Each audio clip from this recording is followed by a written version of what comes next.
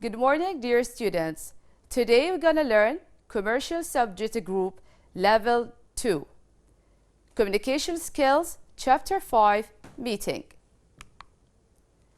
By the end of this lesson, you should be able to define the term meeting, list the types of meeting, discuss the benefits of attending a meeting, and finally, identify the conditions of valid meeting. We're going to start with a short video. I want you to carefully watch this video as I will ask you a few questions about the video.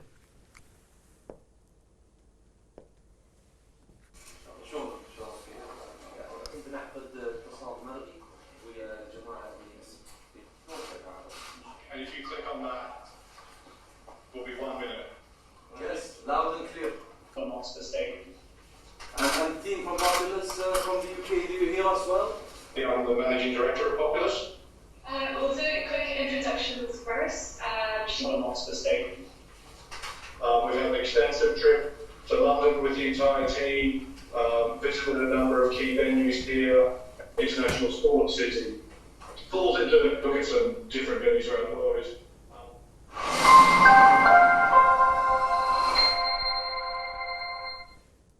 I'll give you a few seconds to answer the questions.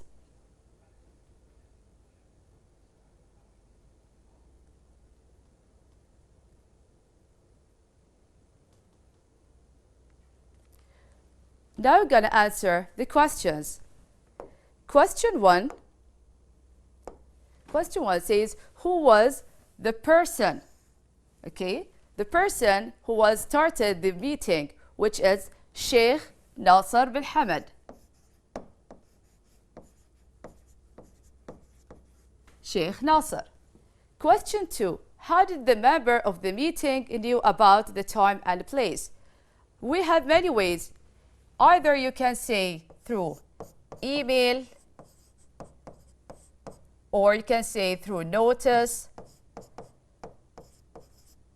or fax, and any other written way that we have talked about in Chapter 2, in written communication.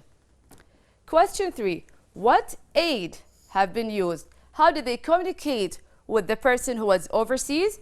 We can say by video. And the last question, is this kind of meeting formal or informal? Of course, it is formal. Okay? We are done with our starter activity. We'll move on to the first objective, which is meeting. We're going to define meeting. What do I mean by meeting? As we can see here, meeting allows one person or several to give information in a short period of time. As I highlighted here, short period of time. As you know that the employees are very busy at work and they don't want to waste all the times in the meeting. So the meeting must take short period of time. Moving on to our second objective, which is purposes of meeting. As we can see here, we have 6 purposes of meeting. Why do we meet? Why we need meeting at work? First purpose is to share information. For example, now at the work they give you a project. So you have to gather or collect information. And then you have to meet together and each party or each part will share the information with the others. Second purpose is to evaluate ideas. For example, each person have idea. We want to come up with a good idea. So we're going to meet together, evaluate each idea, and then choose the best idea. Number 3, to develop plans. Already as in the work, we put plans for the work. But sometimes we need to improve or develop these plans. So we're going to meet to develop these plans. Number 4, to make decisions. Let's say, for example, problem came in the work. Suddenly problem occurs at the work. We need to take a decision how to solve this problem. So we're going to meet together to take a decision. To create a document. For example, now for the meeting, we want to make an agenda. Agenda is a type of a document, so we're gonna meet together to create the agenda. The last purpose is to motivate members. Let's say, for example, at school, when the quality assurance will come visit the school, the headmaster will make a meeting with all the teachers to motivate them to do their best in the lessons. So this is our second objective. We'll move on to our third objective, which is types of meeting. As we can see here, we have 3 types of meeting. First one is informal meeting. Second one is formal meeting. And the last one is electronic meeting. We're gonna talk about each one of them in details with specific criteria. First, we're gonna start with the informal meeting. Let's see the first criteria, the time conducted. What do I mean by conducted? Conducted, it means start. At what time we're going to start the informal meeting? In the informal, any time. No need to make a specific time. No need to tell them that today or at this time we're going to have a meeting. At any time you can make the informal meeting. The chairman and secretary. Do I need a chairman and secretary? Of course, chairman, you have taken it before in office management, the first semester. So the informal meeting, we don't need for the chairman and secretary. Minutes. What do I mean by minutes? The next lesson, we're gonna learn about the minutes.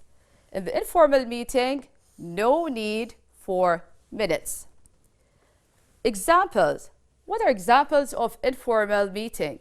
For example, I have staff meeting, management meeting, project meeting, and etc. There are many examples. Moving on to the second type, which is formal meeting. Formal meeting. I think now all of you are seeing that it's opposite than the informal, which is correct. For the formal meeting, it must start or it must be conducted at specific time. I say 10 o'clock meeting, that means it will start at 10 o'clock. And the chairman and secretary, yes, we need a chairman because he's the one who's going to start the meeting. Minutes, yes, we need minutes. Examples, for example, annual meeting of shareholders, monthly board meeting. These are examples of formal meeting. Last type is electronic meeting. Just like that one that we have seen in the video. It was electronic meeting. Time conducted, it also must be at specific time.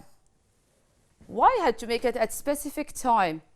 Because the person that we're gonna meet with, he's not inside Bahrain, he's outside, so we must give him a specific time.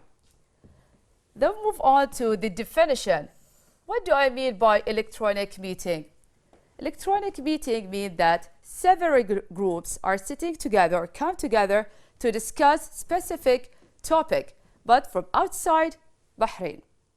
So it's several groups of people at different locations can participate in a meeting. What do I need to do an electronic meeting?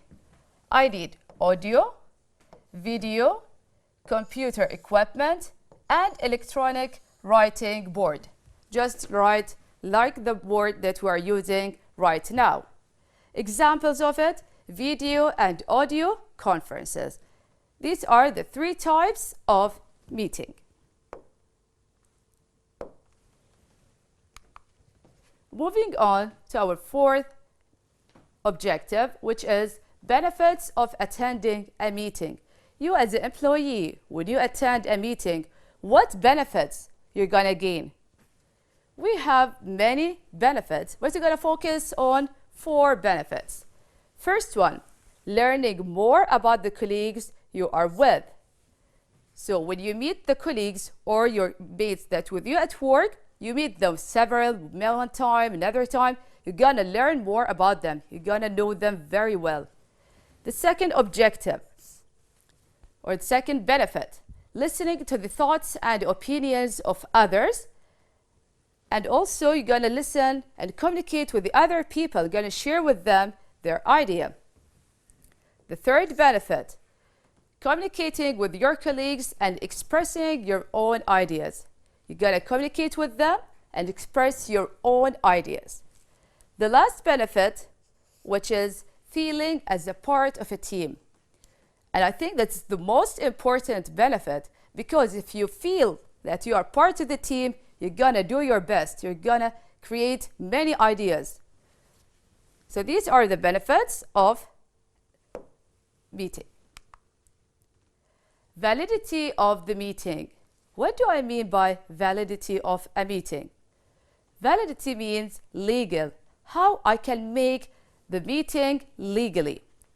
We have 3 rules that we have to do so that the meeting can be valid or legal. The first one, notice is being sent to all participants. I must send them a notice, or like that you have no invitation. Okay? The notice must be sent at least 10 days to 2 weeks before the meeting. Let's say, for example, that our meeting is tomorrow. I don't send the notice today. No, I must send it 10 days or 2 weeks before the meeting. Number 2, availability of chair and quorum. Chairman must be available, and even the quorum. What do I mean by quorum? We're gonna know it later on. Third rule is it must be held according to rules and regulations of the company. As we know, every company has rules and regulations, so we must follow these rules. Now, moving on to the definitions, we have here chair and we have here quorum. We want to know the meaning of each definition or each term. Chairman. Who is the chairman?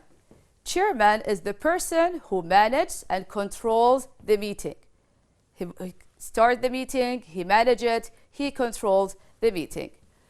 Quorum. Quorum is the minimum number. Be careful here, it is the minimum number of participants that must be present at the meeting to make it valid.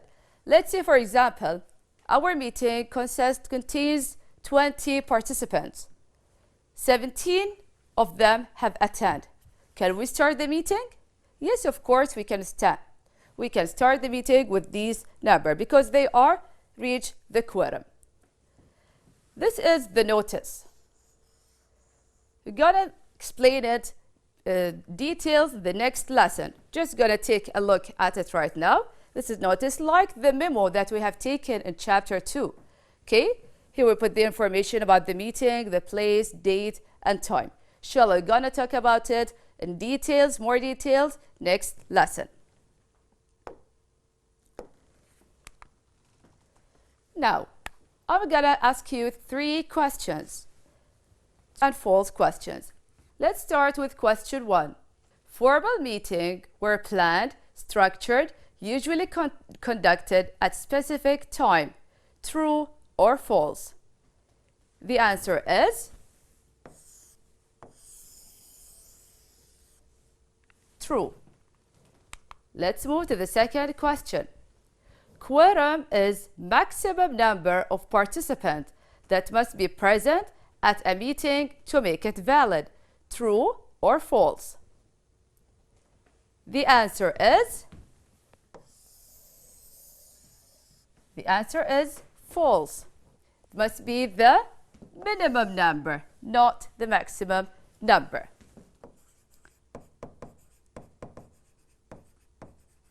Minimum number. The last question is, participant is a person who is responsible for managing, directing, and controlling the meeting. True or false? The answer is false. It must be the chairman. Must be the chairman. By that, we are done with our lesson for today. Thank you for listening and wish you all the best. You can follow us on, you can see this lesson on EduNet and on the website of Ministry of Education. Thank you very much.